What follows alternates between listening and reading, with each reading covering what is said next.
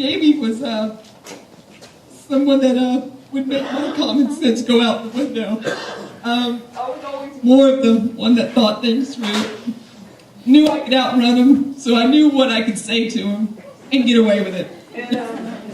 There was this tree we had growing up, and I could climb up that tree in 5 seconds. And Jamie was always bigger and heavier, and we used to play a game where I would start at one tree, and I could call him anything I wanted to call him. And he said if he got a hold of me, then he had to beat me up, or he'd take my hair, and he said that he would take my hair, and I would have to let him drag me all the way around the house. And so I said, all right. I said, well, I could beat him. So I remember there was a commercial back when, and it was Beneficial Oink Oink or something like that. I can't remember. And I used to always call him a pig. I would take off running, and I would go up into this tree. And I would always beat him. He could never catch me. So I would hang up in the tree for probably 5 hours because he would sit underneath the tree waiting for me to come down. And so I had to start crying and call my mom, and my mom would come out and say, Jamie, leave her alone. So he never won the tree thing. And there was another time, common sense again went out the window because he dared me to, I had real long hair, and he dared me, my father had a grinder in the shed, which we were not allowed to be in when Daddy wasn't home.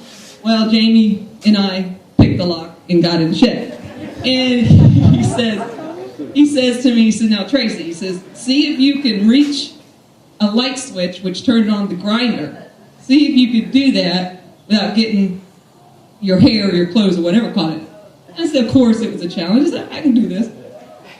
So I remember I went to reach and I turned on the grinder, and the grinder grabs my hair and it rolls into the grinder, and the grinder is grinding my ear. So Jamie's going, I told you couldn't do it.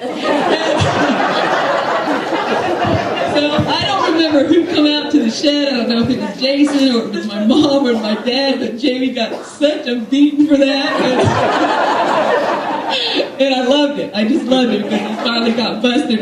And there was one other time, there was lots of times, he had three-wheelers, and he always said, come on, Tracy, get on the back. I said, Jamie, I'm not getting on the back with you. He said, get on the back. Well, he taught me into going on the back three-wheeler, and he was like 300 pounds. I was probably 100 pounds. And he goes, let's see how long we can do a wheelie down the road.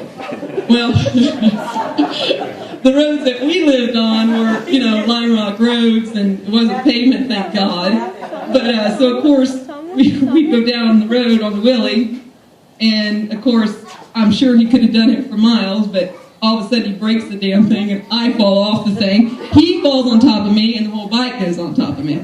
So these are the kind of things that he would talk me into that I knew better, but I'm like, oh, well, what the heck. But Tracy, who sang I didn't want to go with, come out to the water with me, and it was cold.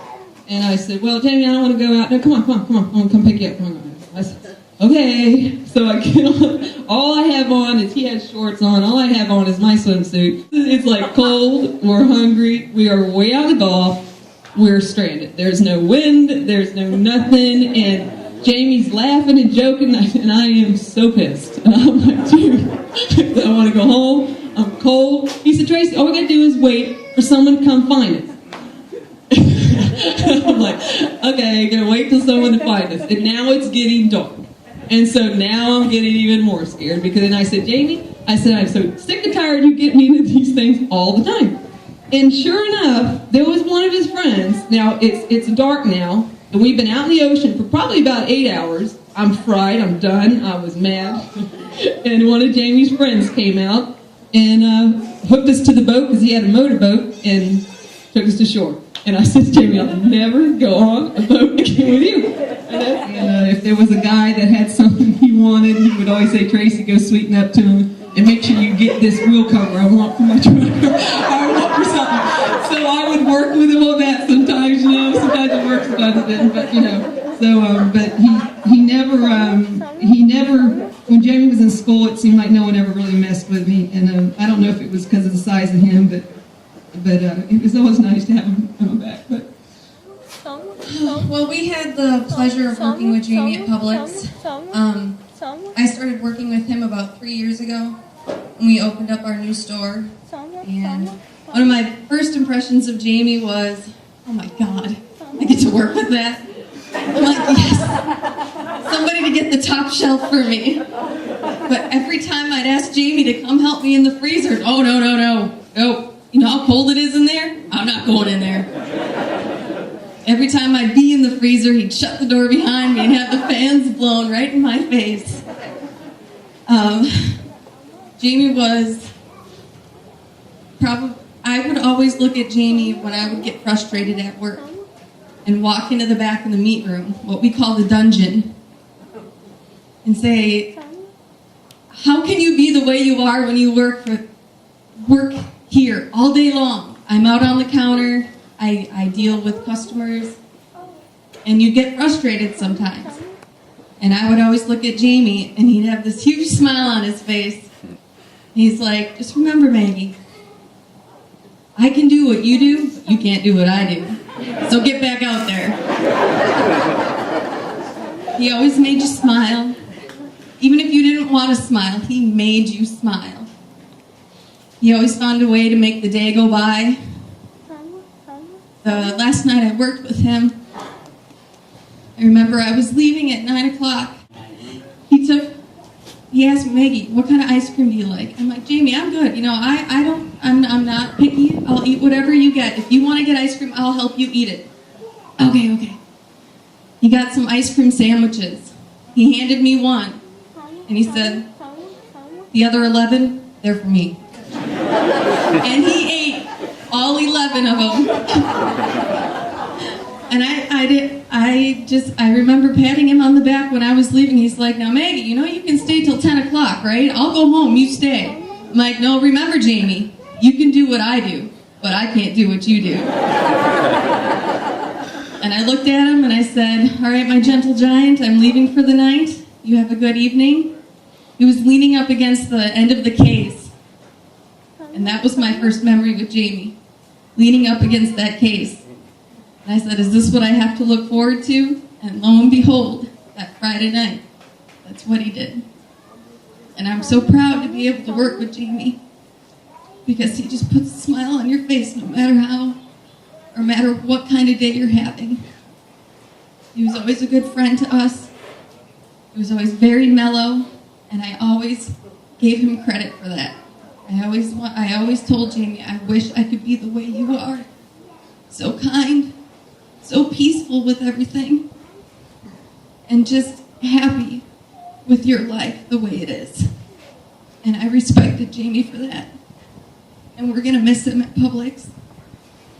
So stop in and see us if you ever want to see us, because we could use a good Jamie story once in a while too. Thank you. About 3 days before he died, or 4, I was supposed to go to the hospital to go and put test general anesthesia. I said, Jamie, every time you go to general anesthesia, you probably not make it back.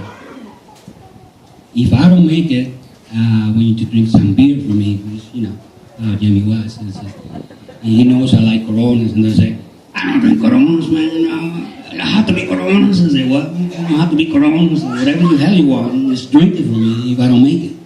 Okay, if I drink whatever I want, I drink it. I do it for you. And I said, and unfortunately, he just passed. And I said, well, Jamie, you don't make it, I'll do it for you. So what first thing I do, I went a freaking 12 Coronas and went in my backyard, almost drink the whole thing. And said, for you and for me, you son of a gun. You know, that's the way I remember. And then you always getting with me like a freaking giant. He says, can you do this? I said, Jamie, I cannot do that. But I can do this. Can you do it? I'll try. I started hanging there. And I was teaching Spanish, dirty words, of course. Me and Jamie always teach some bad words in Spanish. And, you know, that's what I remember about it. He's supposed to fix my lawnmower, by the way. He never did. But I don't know. I hope he saved my spot for me. He saved some girls for me that I was there when I get there. So anyway, I'm going to miss it very hard. I only know it for a year or so, but it's here. It's alive here. It's always going to be alive here for me. So my regrets for the family. So Jamie's going to be forever. Thank you guys.